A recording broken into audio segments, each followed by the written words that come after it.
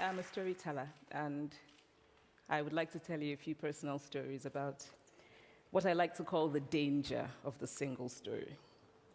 I grew up on a university campus in eastern Nigeria. My mother says that I started reading at the age of 2, although I think 4 is probably close to the truth.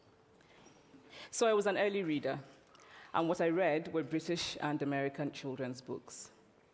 I was also an early writer. And when I began to write at about the age of 7, stories in pencil with crayon illustrations that my poor mother was obligated to read, I wrote exactly the kinds of stories I was reading. All my characters were white and blue-eyed.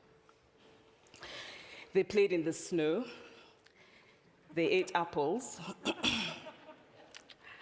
And they talked a lot about the weather, how lovely it was that the sun had come out.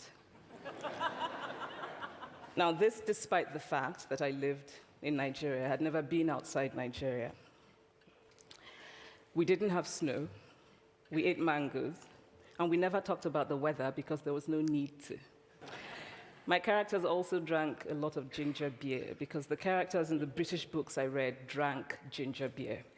Never mind that I had no idea what ginger beer was. And for many years afterwards, I would have a desperate desire to taste ginger beer. But that is another story.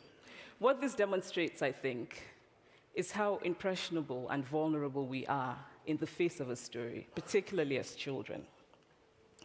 Because all I had read were books in which characters were foreign, I had become convinced that books, by their very nature, had to have foreigners in them and had to be about things with which I could not personally identify.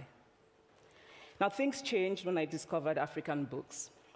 There weren't many of them available, and they weren't quite as easy to find as the foreign books, but because of writers like Chinua Achebe and Kamara Laye, I went through a mental shift in my perception of literature. I realized that people like me, girls with skin the color of chocolate, whose kinky hair could not form ponytails, could also exist in literature. I started to write about things I recognized. Now, I loved those American and British books I read. They stirred my imagination. They opened up new worlds for me. But the unintended consequence was that I did not know that people like me could exist in literature. So what the discovery of African writers did for me was this. It saved me from having a single story of what books are.